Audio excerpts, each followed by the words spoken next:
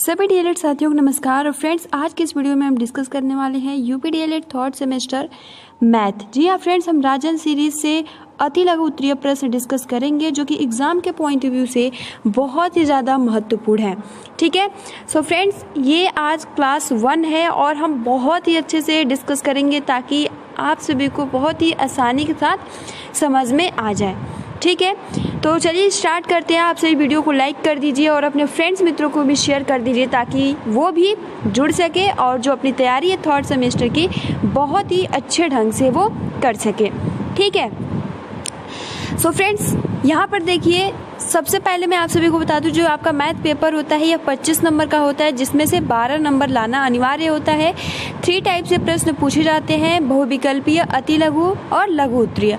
जो लघु उत्तरीय होता है वो 2 नंबर का होता है और शेष जो बहुविकल्पीय और अति लघु जो होता है वो 1-1 नंबर का होता है। ठीक है, तो चलिए अब हम अपने पहले प्रश्न की तरफ बढ़ते हैं जो कि अति लघु राजन सीरीज में सबसे पहला जो प्रश्न दिया है कि यहाँ पे सबसे पहला प्रश्न दिया है कि साधारण ब्याज का सूत्र बताइए। और फ्रेंड्स, हमने बहुत ही अच्छे से साधारण ब्याज, चक्रवृद्धि ब्याज बहुत ही अच्छे से डिस्कस किया था और ये आई होप कि आपको याद भी होगा। ठीक है, तो यहाँ पर केवल और केवल सूत्र पूछा है कि साधारण ब्याज का क्या फॉर्मूला होता है, क्या सूत्र होता है। सो फ्रेंड्स, यहाँ पर साधारण ब्याज का जो फॉर्मूला हो जाता है, जो सूत्र हो जाता है वो होता है मूलधन इंटू दर इंटू समय। मूलधन यानी क्या होता है, दर क्या होता है, समय क्या होता है, ये सब कुछ हमने बहुत ही अच्छे से डिस्कस किया था। देखिए, मूलधन यानी हम सिंपल कहते हैं यहाँ प्रिंसिपल, दर यानी रेट और टाइम यानी टी से हम इसको प्रेजेंट करते हैं और 100। ठीक है, और साधारण ब्याज को इंग्लिश में बोलते हैं कंपाउंड, यहाँ पे सिंपल इंटरेस्ट। ठीक है, और चक्रवृद्धि ब्याज को कंपाउंड इंटरेस्ट बोलते हैं। सो यहाँ पे ये क्लियर हो गया। तो ये इसका फॉर्मूला हो जाता है कि साधारण ब्याज का सूत्र तो हो जाता है मूलधन इंटू दर इंटू समय। अब देखिए फ्रेंड्स, यहाँ पर साथ में मैं एक क्वेश्चन भी चलिए पूछ लेती हूँ। ठीक है, ताकि आप सभी को अगर सवाल के साथ सॉल्व करेंगे तो आसानी से याद भी हो जाएगा। तो जैसे कि यहाँ पे एक प्रश्न है, ठीक है, वैसे ही नॉर्मली मौखिक रूप से बस बोल रहे हैं कि 5,000 रुपये का, ठीक है, 5,000 रुपये का 20% की दर से 3 वर्ष का साधारण ब्याज कितना होगा। तो ये प्रश्न है कि 5,000 रुपये का 20% की दर से 3 साल का जो एसआई है यानी जो साधारण ब्याज है वो कितना होगा।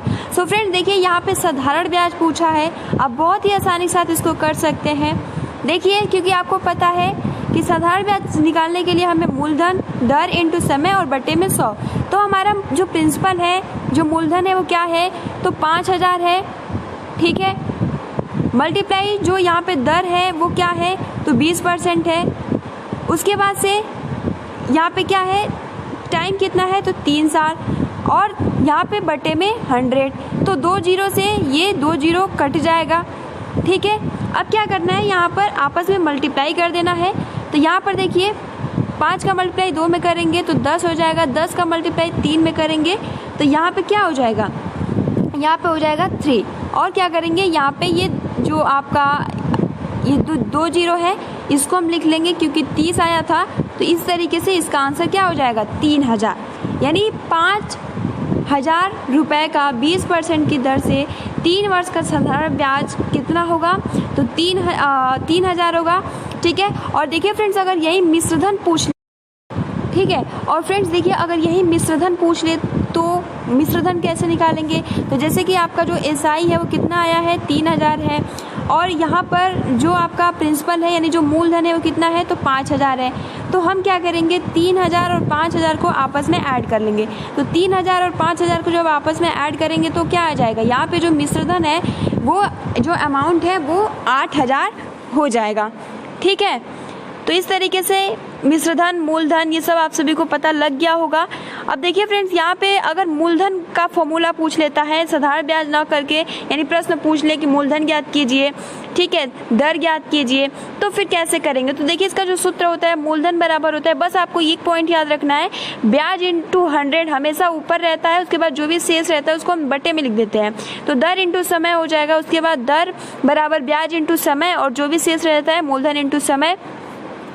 और समय बराबर हो जाता है ब्याज इंटू 100 और दर मल्टीप्लाई मूलधन।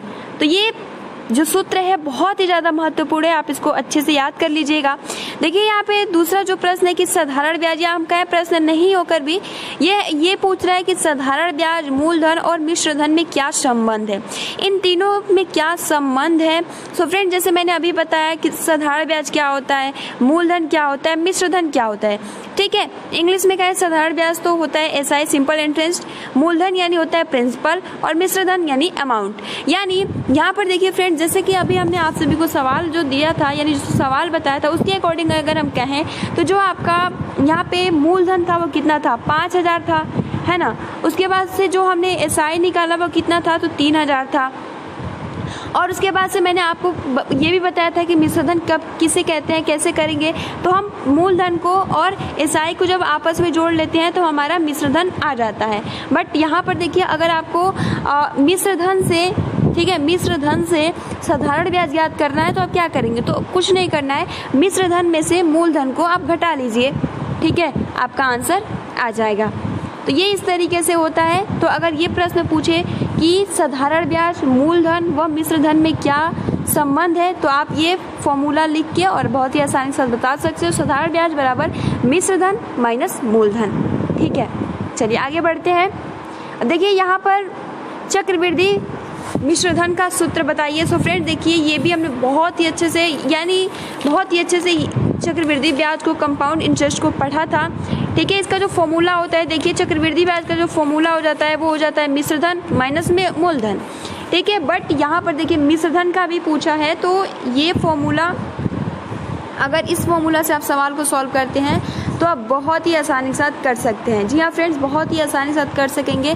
देखिए मिश्रधन बराबर मूलधन इंटू 100 प्लस आर, और जितना भी साल दिया हो, ठीक है, आप उसको आप ऐड कर लीजिएगा, यानी जो दर है आप उसको मल्टीप्लाई करते जाइएगा। ठीक है, और बटे में 100। अभी मैं आपको सवाल के अकॉर्डिंग अभी आप सभी को बताऊंगी, जिसके अकॉर्डिंग आप बहुत ही आसानी के साथ उसको कर सकेंगे, बहुत ज़्यादा टफ नहीं है। अभी देखिए फ्रेंड्स, यहाँ पर क्या करना है कि जैसे कि एक मैं आपको प्रश्न देती हूँ, ठीक है, चक्रवृद्धि ब्याज से रिलेटेड है और इसी सूत्र के अकॉर्डिंग हम लोग लगाएंगे भी। सो यहाँ पर देखिए सेम वही क्वेश्चन रहेगा, ठीक है, बट इसको हम क्या करेंगे, एसआई ना निकाल कर सीआई निकालेंगे। ठीक है, सो फ्रेंड्स यहाँ पर देखिए कि 5000 रुपये का, ठीक है, 5000 रुपये का 20% की दर से, ठीक, 20% की दर से 2 वर्ष का, जी हाँ फ्रेंड्स, 2 वर्ष का जो सीआई यानी जो चक्रवृद्धि ब्याज क्या होगा बताइए। अब इसको हम कैसे लगाएंगे। सो फ्रेंड्स देखिए, जैसे मैंने सूत्र बताया, यहाँ पे सबसे पहले तो आपको मिश्रधन निकालना होगा, उसके बाद से आपको चक्रवृद्धि ब्याज निकालना होगा। तो ये पूरा नियम होता है। सो फ्रेंड्स क्या करना है यहाँ पे कि सूत्र है मिश्रधन बराबर मूलधन इंटू 100 प्लस आर बटे में 100। ठीक है, और क्योंकि जब मैंने बताया कि जब जितने भी साल हो उसको क्या करना है, डैश डैश, इसका यही मतलब होता है कि जितना भी साल होता है हम उतनी बार लिखते हैं। तो यहाँ पर 5000 रुपये का 20% की दर से 2 वर्ष का चक्रवृद्धि ब्याज ज्ञात करना है। अब देखिए इस फॉर्मूला के अकॉर्डिंग हम इसको सॉल्व करेंगे। सो फ्रेंड्स यहाँ पे सबसे पहले तो मूलधन कितना है, तो 5000 है। ठीक है, उसके बाद देखिए जो दर दिया है वो क्या दिया है, तो दर हमारा 20% था। तो यहाँ पे देखिए, यहाँ पे 100 प्लस आर, यानी 100 प्लस आर, यानी 100 में जो भी आपका दर है आप उसको ऐड कर लीजिए। तो 100 में जब 20 को ऐड करेंगे तो कितना हो जाएगा, 120, और बटे में क्या हो जाएगा, 100। ठीक है, और क्योंकि एक और साल है तो हम क्या करेंगे, यहाँ पे 120 और बटे में 100 ऐसे ही लिख लेंगे। ठीक है, यानी जितना साल होगा, जितने भी साल होंगे, 3 साल होगा तो हम फिर से 120, 4 साल होगा तो हम फिर से लिखेंगे, यानी जितने भी साल 10 होगा तो हम 10 लिखेंगे। ये आपको ध्यान रखना है। ठीक है, अब हम क्या करेंगे, 0 से 0 यहाँ कट कर देंगे। ठीक है, 0 से 0 कट गया। अब यहाँ पे 12 बार हम 144 हो जाता है, और 144 में आप 5 का मल्टीप्लाई कर लीजिए। तो यहाँ पर 144 में आप 5 का मल्टीप्लाई करेंगे तो हो जाएगा आपका यहाँ पे 7200। ठीक है, सो फ्रेंड्स यहाँ पे देखिए मिश्रधन हमने निकाल लिया। अब क्या करना है कि आपको चक्रवृद्धि ब्याज का जो फॉर्मूला होता है वो होता है मिश्रधन और मूलधन। ठीक है, यानी मिश्रधन में से मूलधन को क्या करते हैं, हम घटा देते हैं। तो 7200 है यानी 7200 है और हम क्या करेंगे 5000 में से घटा देंगे तो सिंपल हो जाएगा। यहाँ पर जो चक्रवृद्धि ब्याज हो जाएगा वो हो जाएगा 2200, यानी आपको चक्रवृद्धि ब्याज इतना देना होगा।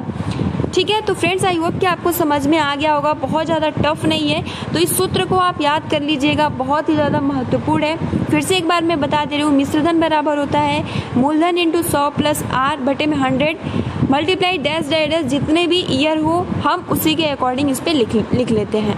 ठीक है, तो ये भी फॉर्मूला होता है, नॉर्मली आप इसको याद कर सकते हो क्योंकि बहुत ज़्यादा ये थोड़ा डिफिकल्ट लगता है थोड़ा, बट मैंने जो ऊपर वाला बताया अगर आप उसको करके सवाल लगाते हो तो बहुत ही आसानी से। बट अगर एक सूत्र पूछता है तो आप इसे लिख सकते हो CI बराबर P।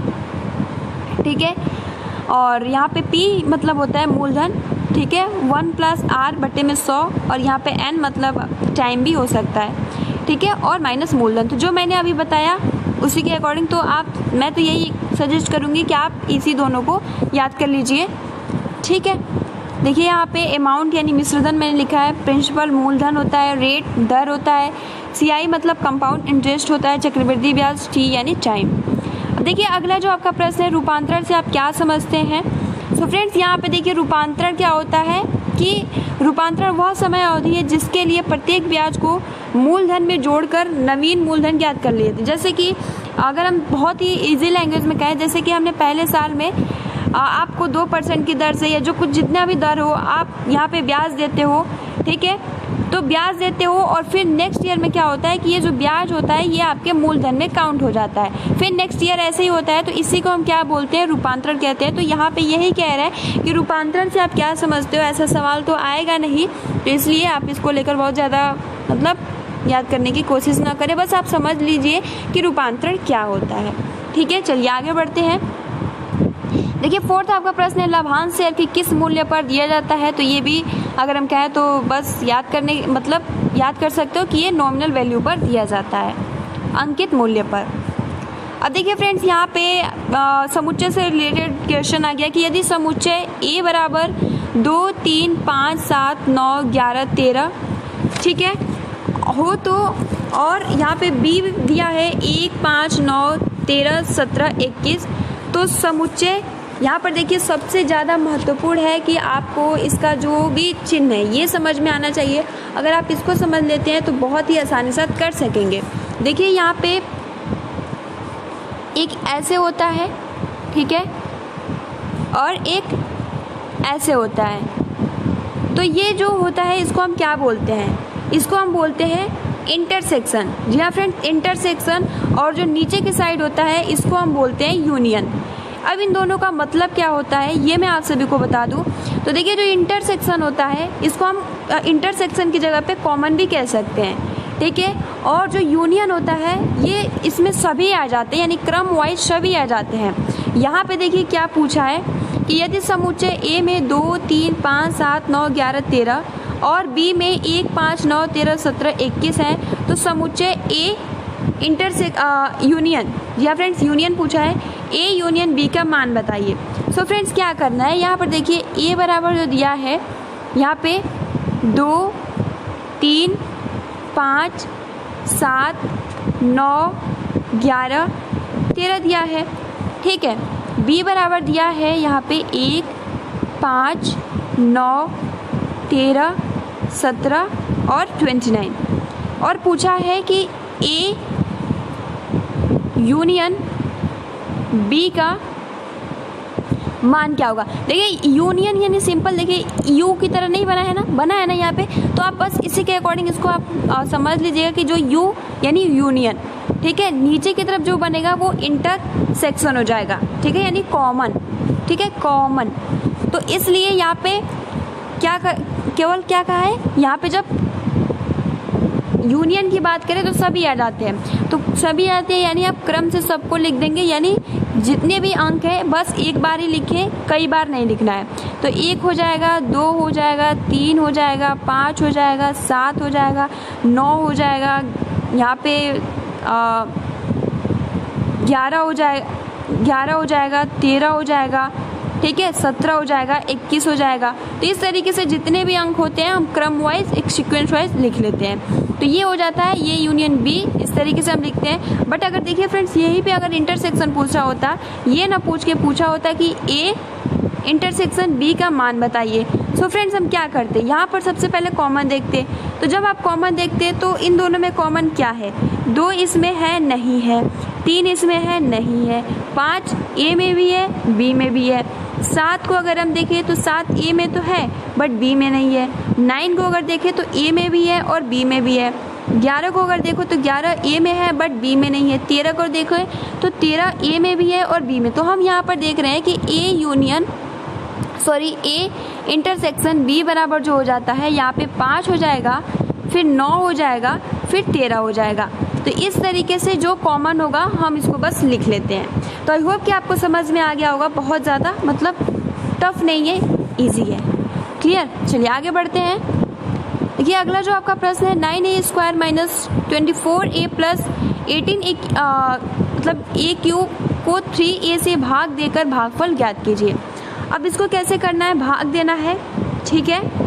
तो यहाँ पर क्या करना है कि देखिए भाग देने के लिए हम सिंपल क्या करेंगे, यहाँ पर हम 3 से सब में भाग देना है। तो हम ऐसे लिख लेंगे 9a² बटे में 3 माइनस 24a बटे में 3a, ठीक है, 3a से भाग देना है। उसके बाद से प्लस 18a क्यूब बटे में 3a।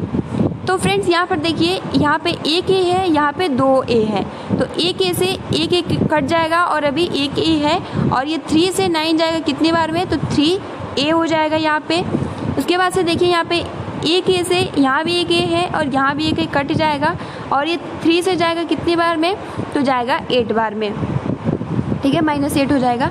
यहाँ पर देखिए एक ए है और यहाँ पे 3 एक है, तो यानी एक कट जाएगा, 2 बच जाएगा, और ये 3 से जाएगा कितनी बार में, 6 बार में, ठीक है। तो हमारा यहाँ पर आंसर क्या हो जाएगा, तो यहाँ पे हमारा आंसर हो जाएगा 3a माइनस 8 प्लस 6a², ठीक है।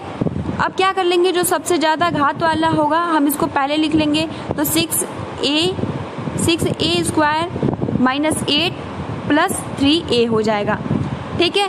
सो फ्रेंड्स आई होप कि आपको बहुत ही आसानी से समझ में आ गया होगा। अगर इस तरीके से भाग देने को कहे तो आप लगा सकते हो। चलिए आगे बढ़ते हैं। देखिए यहाँ पे प्रश्न है कि 2 घंटे 15 मिनट का 45 मिनट से अनुपात बताइए, जो कि बहुत ज़्यादा सिंपल है, आप इसको बहुत ही आसानी के साथ कर सकते हैं। यहाँ पे देखिए कह रहा है कि 2 घंटे 15 मिनट का 45 मिनट से अनुपात बताइए। तो सबसे पहले तो आपको पता है कि 1 आवर में जो होता है वो कितना होता है, तो 1 आवर में 60 मिनट होता है। तो यहाँ पे 2 घंटे दिया है, तो 2 आवर में कितना होगा, तो 120 मिनट होगा, और प्लस 15 मिनट तो हो जाएगा 15, और इसको जब आप ऐड कर लेंगे तो 135 हो जाएगा, 135 मिनट और 45 मिनट का पूछा है। तो यहाँ पर हम इसको अनुपात में लिख लेंगे कि 135 अनुपात 45, ठीक है। अनुपात को हम बटे के फॉर्म में भी लिख सकते हैं, कोई दिक्कत थोड़ी ना होगा। तो यहाँ पे 135 बटे में 45 से जब हम इसको काटेंगे तो ये 45 से कम 45 और 45 तिया 135 हो जाता है। तो 3/1 को हम क्या कर सकते हैं, अनुपात के फॉर्म में लिख सकते हैं, 3:1 इसका आंसर हो जाएगा, ठीक है। तो अदर ऐसे क्वेश्चन मतलब आपके क्योंकि सिलेबस में है तो हो सकता है कि आपके एग्ज़ाम में पूछ लिए जाए, ठीक है। चलिए आगे बढ़ते हैं। देखिए अगला जो आपका प्रश्न है, ये प्रश्न बहुत ज़्यादा महत्वपूर्ण है। कह रहा है कि दिए गए चित्र में O वृत्त का केंद्र है, यदि कोण OBC बराबर 40 डिग्री है तो कोण BAC का मान ज्ञात कीजिए। देखिए आपको बहुत ही अच्छे से इसको समझना है, बहुत ज़्यादा है, टफ नहीं है। अब कैसे इसको करना है ये समझ, देखिए यहाँ पे सबसे पहले जिस तरीके से दिया है उसी के अकॉर्डिंग हम फिगर बनाएंगे। उसके बाद जो कुछ भी पूछ रहे हैं बहुत ही आसानी से उसका आंसर भी आप सभी को करने वाले हैं और आपको 100% कन्फर्म में समझ में आ जाएगा। सबसे पहले क्या कह रहा है कि O वृत्त का केंद्र है, तो यानी यहाँ पे एक केंद्र है, ठीक है। जो पॉइंट कह रहे हैं हम सेम वैसे ही करेंगे। यहाँ पे एक केंद्र है जिसका नाम है O, अब इसी को मान के एक वृत्त बनाया है, ठीक है। तो यानी चाप के आकार से यहाँ पे एक हमने वृत्त बना दिया, ठीक है। यहाँ पे हमने एक वृत्त बना दिया, ठीक। अब प्रकार की सहायता से अच्छा बनाएंगे। उसके बाद क्या कह रहा है, दूसरा पॉइंट क्या कह रहा है कि यदि कोण OBC बराबर 40 डिग्री है तो, यानी यहाँ पे कोण OBC, यानी यहाँ पे हम कोई भी दो बिंदु, यानी O तो है, अब O ही को मानकर ये BC दो बिंदु से एक कोण बनाया है, तो हम कहीं भी मान ले सकते हैं यहाँ पे B और C। तो ये एक कोण बन गया ऐसे, ठीक है। और यहाँ पे आप देख सकते हो केंद्र में ही बना है। तो इस तरीके से कह रहा है कि कोण OBC जो है वो कितना है, तो 40 डिग्री का है, ठीक है। और आपने पढ़ा होगा कि जब ये 40 डिग्री का है तो ये भी कितना का होगा, 40 डिग्री का होगा। और फ्रेंड्स एक त्रिभुज के कोण का योग कितना होता है, तो यहाँ पे होता है 180 डिग्री, ठीक है। तो यहाँ पे हमने माना कि ये दोनों क्या है, इक्वल है, और हमें ये वाला ज्ञात करना है, ठीक है। ये वाला ज्ञात करना है तो हम इसको x मान लेंगे, ठीक है। देखिए बहुत ही ईजी, आप समझ जाएंगे, आपको बहुत ज़्यादा प्रेशर लेने की आवश्यकता नहीं है। सो यहाँ पर देखिए हमें पता है कि 180 डिग्री का होता है जब ये दोनों 40 का है और हमने इसको x मान लिया। तो हम क्या करेंगे, यहाँ पे सॉल्व कर दे रहे हैं, ठीक है। तो हम ऐसे कर सकते हैं 40 प्लस x बराबर जो हो जाएगा वो हो जाएगा 180, ठीक है। उसके बाद से हम 40 और 40 को ऐड कर लेंगे तो क्या हो जाएगा, 80 प्लस x बराबर जो हो जाएगा वो हो जाएगा 180, ठीक है। उसके बाद से x बराबर 180, और यहाँ पे आप देख सकते हो प्लस में इधर आएगा तो क्या हो जाएगा, माइनस में हो जाएगा। तो 80 है और यहाँ पे यानी 180 में से 80 को घटाएंगे तो x बराबर क्या आ जाएगा, 100 आ जाएगा। यानी यहाँ पर हमने देखा कि x का मान क्या है, तो x का मान यानी 100, यानी ये क्या हो गया, 100 का हो गया।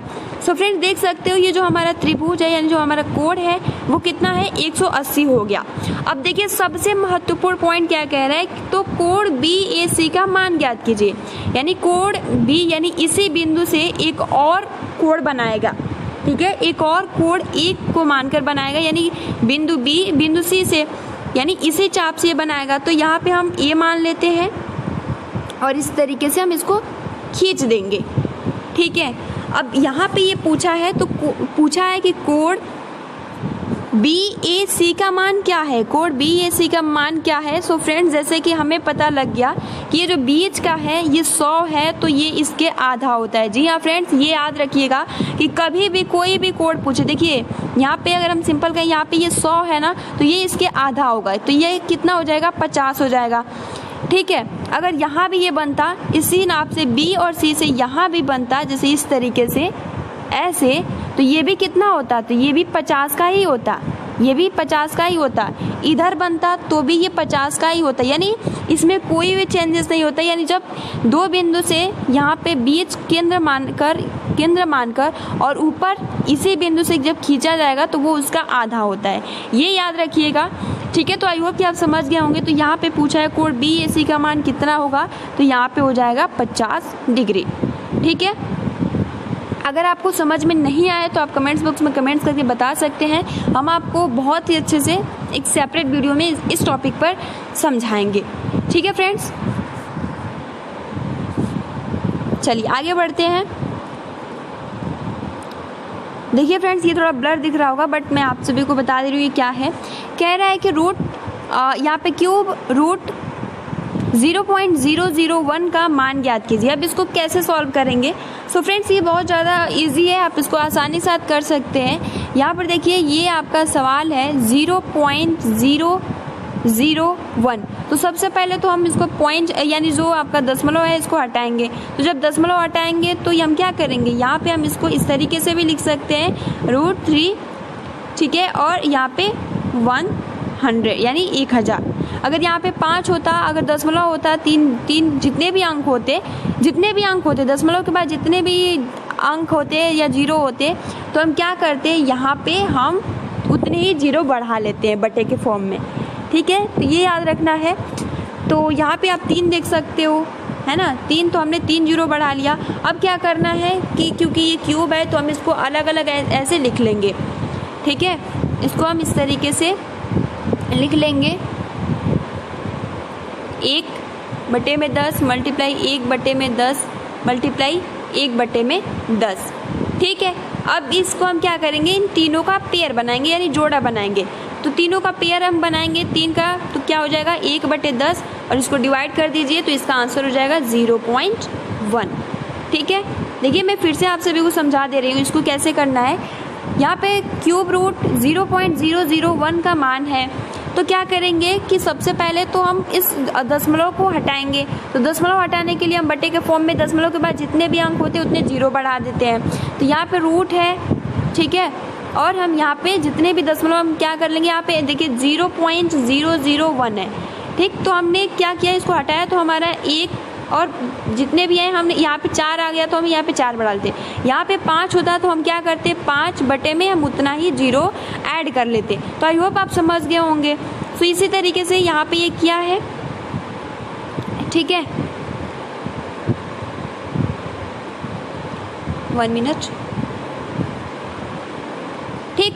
तो यहाँ पे हम क्या कर लेंगे, यहाँ पे 3 अंक है तो हम 3 0 बढ़ा लेंगे, क्योंकि क्यूब है तो हम इसको अलग अलग लिख लेंगे इस तरीके से 3 1/10 मल्टीप्लाई 1/10 मल्टीप्लाई 1/10। अब हम 3 का पेयर बनाएंगे, 3 का पेयर बन गया तो हम इसको एक बार लिखेंगे 1/10, 1 में 10 का भाग देंगे तो 0.1 इसका आंसर आ जाएगा, ठीक है। चलिए अब नेक्स्ट देखिए। सो फ्रेंड्स देखिए यहाँ पे अगला जो आपका सवाल है कि cube root -64 multiply cube root 729 का मान ज्ञात कीजिए। तो इसको हम कैसे सॉल्व करेंगे, सबसे पहले आप -64 को आप इस तरीके से इसको वर्गमूल कर लीजिए, ठीक है। तो 64 हो गया, इसको 2 से कट कीजिए तो ये 32 हो जाएगा। फिर यहाँ पे इतना तो आता ही होगा आप सभी को, तो कंफर्म है 2 हो जाएगा, 8 हो जाएगा यहाँ पे, फिर यहाँ पे 4 हो जाएगा, ठीक है, फिर यहाँ पे 2 और 1 कट जाएगा। तो यहाँ पे आप देख सकते हैं जो 3 है वो कितनी बार 6 बार आया है, ठीक। उसके बाद से हम क्या कर लेंगे, जो 6 बार आया है तो हम इसको इस तरीके से करड़ी में लिख सकते हैं 2 × 2 × 2 × 2 × 2 × 2, ठीक है। उसके बाद से यहाँ पे हम इसका 3 का पेयर बनाएंगे, क्योंकि क्यूब है तो हम 3 का पेयर बनाएंगे। 3 का पेयर बनाते हैं तो यहाँ पे 2 × 2 हो जाएगा, क्योंकि माइनस के फॉर्म में है तो ये -4 हो जाएगा, ठीक है। और सेम प्रोसेस 729 का करेंगे तो 729 आपको पता है किसका है, 9 का है, ठीक है। तो इसका भी आप निकाल लीजिए ऐसे ही। चलिए इसका भी मैं निकाल दे रही हूँ, इसको इरेज कर देते हैं ताकि जगह मिल सके, ठीक। तो यहाँ पे देखिए 729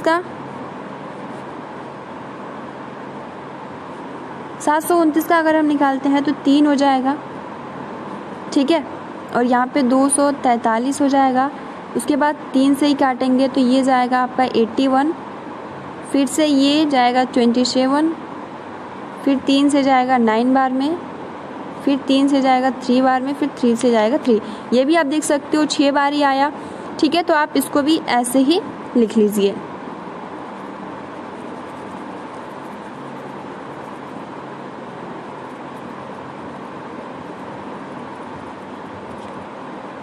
ठीक है, इसको भी आप ऐसे ही लिख लीजिए 3 × 3 × 3 × 3 × 3, ठीक है। और 3 3 का पेयर बना दीजिए।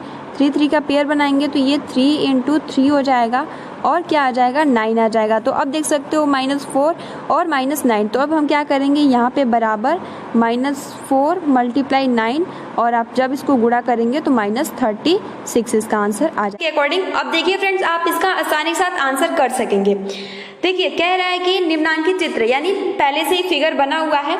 तो आपकी सीरीज में इस तरीके से फिगर बना है, वृत्त एक बना हुआ है ऐसे, ठीक है। और पहला कोण बना है PQS, ठीक है, जो कि 35 डिग्री का है। तो हम इस तरीके से 2 बिंदु लेते हैं, ठीक है। यहाँ इसको P Q और यहाँ पे S, ठीक है। कोण PQS यानी Q यानी यहाँ पे ये कितना है 35 डिग्री है, ठीक है। तो जब ये 35 डिग्री का है तो यहाँ पर देखिए फ्रेंड्स, उसके बाद से कह रहा है कि कोण QRP 40 डिग्री का, यानी कोण क्यू आर पी, इस तरीके से एक और बनाया है जो कितने का है, तो यहाँ पे 40 डिग्री का है।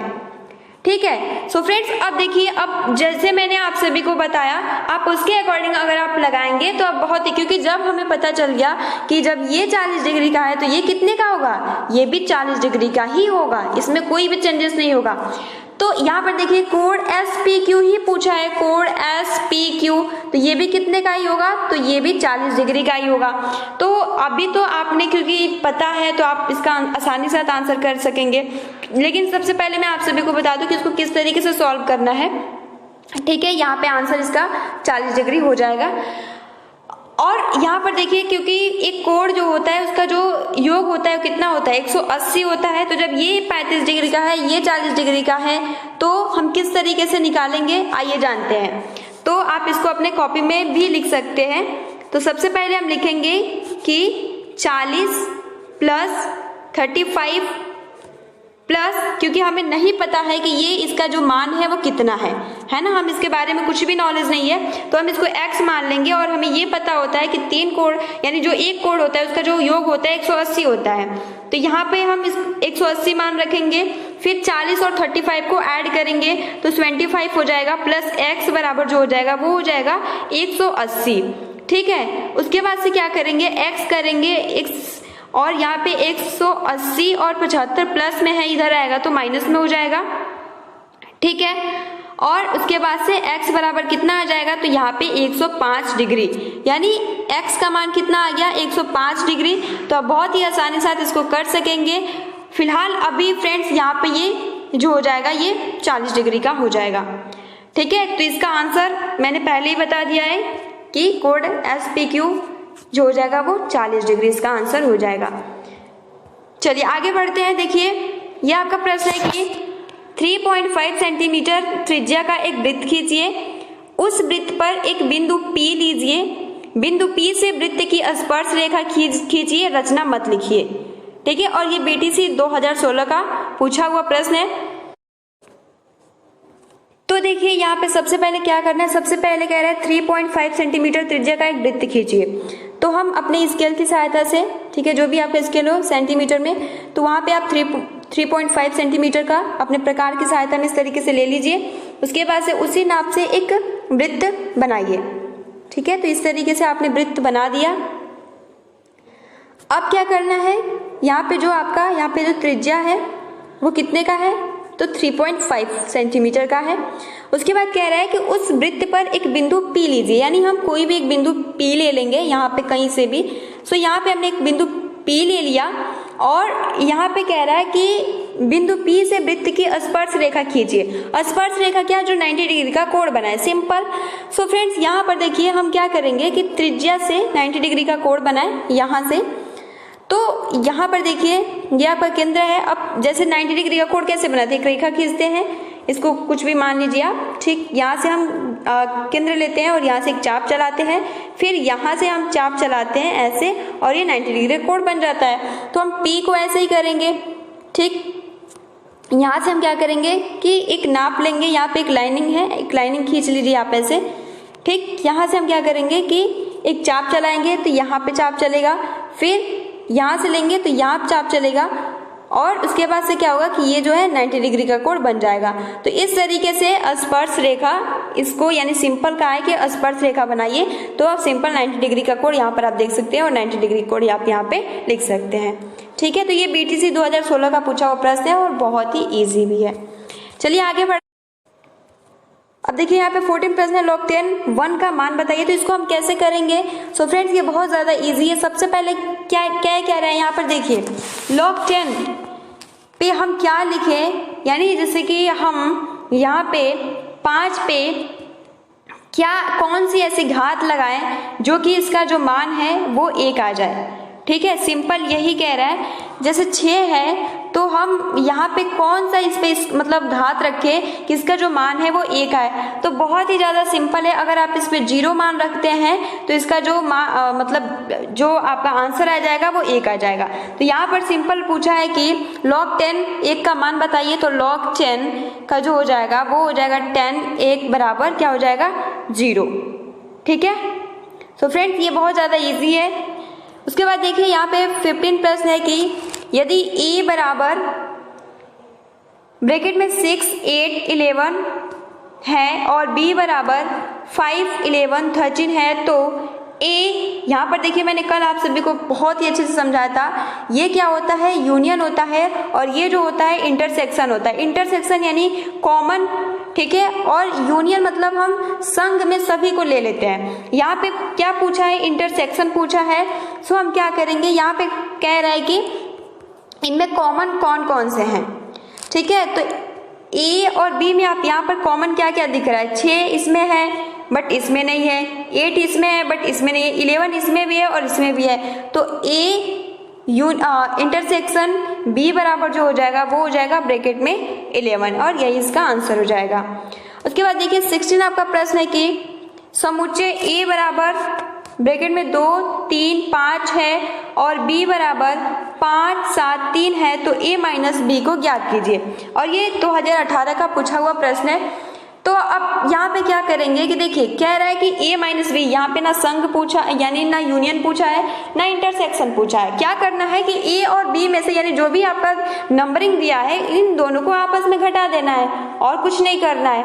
सो फ्रेंड्स आप इसको आप जोड़ के घटा लो या कैसे भी घटा लो, ठीक। तो सिंपल क्या रहेगा, यहाँ पे देखिए a बराबर क्या दिया है तो 2, 3, 5 दिया है, b बराबर क्या दिया है तो b बराबर दिया है 5, 7, 3। अब इसको घटाना है, कुछ नहीं करना है, घटाना है। 5 से 5 कट जाएगा यानी 5 में से 5 घटाएंगे तो 0, 3 में से 3 जाएगा तो 0।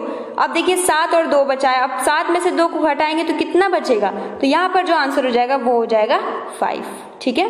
तो आप यहाँ पे लिख सकते हो a माइनस बी बराबर जो हो जाएगा वो हो जाएगा यहाँ पे आपका 7 में से 5 जाएगा तो हो जाएगा 2।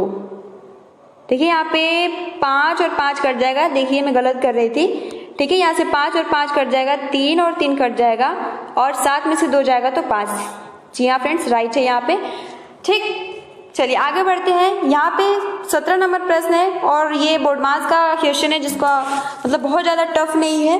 देखिए यहाँ पे कह रहा है कि -12 बटे में 7 मल्टीप्लाई -14 बटे में 27 बराबर यहाँ पे ब्रैकेट क्लोज हो गया -8 बटे में 45 मल्टीप्लाई 9 डिवाइड बाई 16 को सरल कीजिए। 2018 का पूछा हुआ प्रश्न है। तो अब क्या करना है यहाँ पे कि सबसे पहले तो हम इसको कट कर लेंगे बहुत ही आसानी के साथ, ठीक है। आपको बोर्ड मास नियम पता होगा। सबसे पहले हम ब्रैकेट को करते हैं, फिर जो भी है भाग, मल्टीप्लाई, फिर लास्ट में हम घटाते हैं। सो फ्रेंड्स यहाँ पर सबसे पहले आप देख सकते हो 12 और 27 3 से कट जाएगा, तो यहाँ पे आप इसको 3 से काटिए तो ये 3 से जाएगा 4 बार में और 27 जाएगा यहाँ पे 9 बार में। 7 से 1 और ये 14 जाएगा 2 बार में, फिर यहाँ से 8 और ये जाएगा 2 बार में, फिर ये 9 से जाएगा 45 5 बार में। तो आप इसको इस तरीके से भी लिख सकते हो, ठीक है, यानी -4 मल्टीप्लाई 1 और यहाँ पे क्या है मल्टीप्लाई -2 बटे में 9, ठीक है। उसके बाद दूसरा क्या है, तो दूसरा है यहाँ पे नीचे लिख दे रही हूँ, यहाँ पे दूसरा है आपका 1 बटे में 5 मल्टीप्लाई यहाँ पे -1 है, जो हो जाएगा वो हो जाएगा 1 और बटे में 2, ठीक है, यही है। सो फ्रेंड्स अब क्या करेंगे, यहाँ पर देखिए कुछ नहीं करना है, बोर्ड मास के नियम से यहाँ पे माइनस और माइनस है तो प्लस हो जाएगा। 4 में 2 का मल्टीप्लाई करेंगे तो क्या हो जाएगा, यहाँ पे 8 हो जाएगा, यहाँ पे लिख दे रही हूँ, ठीक है। उसके बाद देखिए नीचे आपका जो हो जाएगा यहाँ पे 9 एकम 9 होगा, ठीक। उसके बाद देखिए यहाँ पे 1 मिनट गाइस, यहाँ पे थोड़ी दिक्कत हो रही है जगह की। सो फ्रेंड्स इसको हम थोड़ा जूम करते हैं, है ना। अब देखिए फिर से मैं आप करके दिखा दे रही हूँ, ये कट जाएगा आपका 3 से 4 बार में, ये 9 बार में, ये कट जाएगा 2 बार में, ये जो कटेगा 2 बार में, ये कटेगा 5 बार में, ठीक है। आप इसको इस तरीके से लिख सकते हो -4 1 मल्टीप्लाई 2 9, ठीक है, और ये ब्रैकेट क्लोज, फिर माइनस, यहाँ पे देखिए -1 multiply 5 divide by 5 multiply 1 divide by 2, ठीक है। अब देखिए हम इसको आपस में गुणा कर लेंगे तो ये हो जाएगा आपका माइनस और माइनस, यहाँ पे माइनस है सॉरी, तो माइनस माइनस प्लस हो जाएगा, 4 का मल्टीप्लाई 2 में करेंगे 8 हो जाएगा, 9 का मल्टीप्लाई 1 में करेंगे तो 9 हो जाएगा, ठीक है। और यहाँ पे देखिए माइनस, यहाँ पे माइनस, तो जब माइनस माइनस मिलेगा तो क्या हो जाएगा, जब यानी ब्रैकेट में माइनस रहेगा तो प्लस हो जाएगा, जब प्लस रहेगा तो माइनस रहेगा, तो यहाँ पे माइनस है तो यहाँ पे क्या हो जाएगा, प्लस हो जाएगा, ठीक है। उसके बाद देखिए 1 में 1 का मल्टीप्लाई करेंगे तो 1 होगा, 5 में 2 का मल्टीप्लाई करेंगे तो 10 हो जाएगा। अब क्या करना है, 9 और 10 का एलसीएम ले लीजिए, 9 और 10 का एलसीएम क्या हो जाएगा, यहाँ पे 90 हो जाएगा। फिर से देखिए 90 को 9 में भाग दीजिए तो कितनी बार में जाएगा, तो ये हो जाएगा आपका 10, और 10 में 8 का मल्टीप्लाई कर दीजिए तो 80 हो जाएगा, ठीक है। प्लस यहाँ पे क्योंकि 90 है, 10 में 90 का भाग दीजिए तो आपका जाएगा 9 बार में, 9 का एक मल्टीप्लाई करेंगे, गुणा करेंगे तो यहाँ पे 9 आएगा, यहाँ पे 9 आ जाएगा, ठीक है। तो 89 और बटे में यहाँ पे क्या हो जाएगा, 90, और यही इसका आंसर हो जाएगा। सो फ्रेंड्स, आई होप कि आपको ये समझ में आ गया होगा। चलिए आगे बढ़ते हैं। देखिए 18 नंबर प्रश्न है कि घातांक का सवाल है कि 3 पे घात 4 गुणे 3 पे घात 5 गुणे 3 पे घात -9 गुणे 3 पे घात 2 का मान ज्ञात कीजिए। तो यहाँ पर आप देख सकते हो, यहाँ पे 3 3 3 3 जो आधार है वो क्या है, सेम है। तो जब आधार सेम रहता है तो हम क्या करते हैं, जोड़ देते हैं जो भी घात रहते हैं। सो फ्रेंड्स, यहाँ पर हम क्या करेंगे, 3 5, ठीक है, 5 सॉरी यहाँ पे 1 मिनट, 4 प्लस 5 प्लस -9 प्लस 2, ठीक है। अब क्या करना है, इसको जोड़ दीजिए और यहाँ पे जो माइनस है इसको घटा दीजिए। तो 4 और 5 कितना होता है, 9, 9 2 कितना होता है, 11, 11 में से 9 को घटाएंगे तो कितना हो जाएगा, तो 2 हो जाएगा। तो क्योंकि प्लस और माइनस माइनस मिलके क्या हो जाता है, माइनस ही प्राप्त होता है, तो यहाँ पे 3 स्क्वायर हो जाएगा और इसका आंसर जो आ जाएगा 9। Very simple.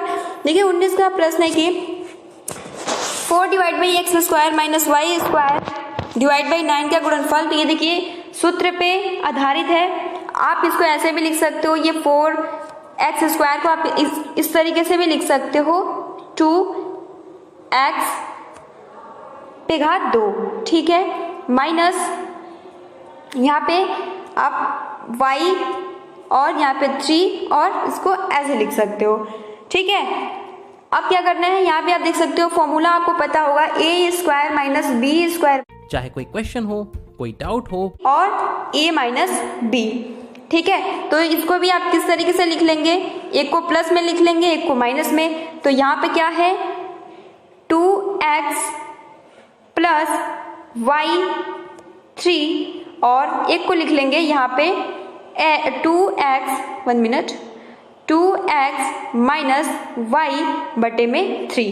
तो ये इसका आंसर हो जाएगा। आप इसको ऐसे मैं यहाँ पे लिख दे रही हूँ, इसका जो आंसर हो जाएगा 2x प्लस वाई बटे में 3 और 2x माइनस वाई बटे में 3, ठीक है।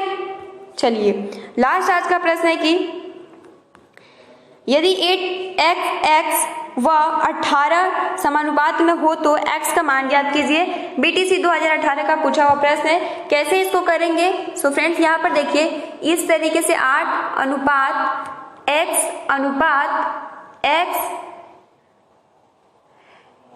यहाँ पे ये समानुपात में रहेगा, ठीक है। 8 अनुपात x समानुपात x अनुपात 18, इसका इसमें मल्टीप्लाई करेंगे, इसके इसमें मल्टीप्लाई करेंगे, ठीक है। तो यहाँ पे x और x का मल्टीप्लाई करेंगे तो x स्क्वायर हो जाएगा, 18 का 8 में मल्टीप्लाई करेंगे तो 144 हो जाएगा। अब x और यहाँ पे जब स्क्वायर हटेगा तो रूट में आ जाएगा और 144 किसका है, तो ये 12 का है। तो इस तरीके से x का मान जो आ जाएगा वो 12 आ जाएगा। सो फ्रेंड्स, आज के लिए इतना ही प्रश्न डिस्कस करते हैं जो कि एग्जाम के पॉइंट ऑफ व्यू से बहुत ही ज़्यादा इंपॉर्टेंट है। ठीक है, आप इसका बहुत ही अच्छे से देखिए। अगर आपको समझ में नहीं आया है तो आप कमेंट्स बॉक्स में कमेंट्स करके बता सकते हो। ठीक है, और आप अगर फिर से आप वीडियो को रिवीजन करके देखिए, अगर जो कुछ भी अगर चीज़ आपको समझ नहीं आता है तो आप वीडियो को पॉज कीजिए और आप उसको समझ के उसके बाद आगे बढ़िए। ठीक है, और अगर आपको समझ नहीं आता है तो आप कमेंट्स बॉक्स में कमेंट्स करके बताइए कि हमें थोड़ा दिक्कत हो रहा है, थोड़ा और आप डीपली से या अच्छे से समझाइए, क्योंकि आपका फीडबैक है बहुत ही ज़्यादा इंपॉर्टेंट होता है। अगर हम बताएं, हम अपने अकॉर्डिंग बताते हैं, तो आपका भी यहाँ पे रिस्पॉन्सिबिलिटी बनती है कि हम बताएं कि क्या आपको समझ में आ रहा है। अगर आ रहा है तो आप कमेंट्स बॉक्स में यस बोलिए। ठीक है, एंड वीडियो को लाइक भी करिए। तो मिलते हैं नई वीडियो में 10 बजे वाली क्लास में। ठीक है, thanks for watching, take care, best of luck.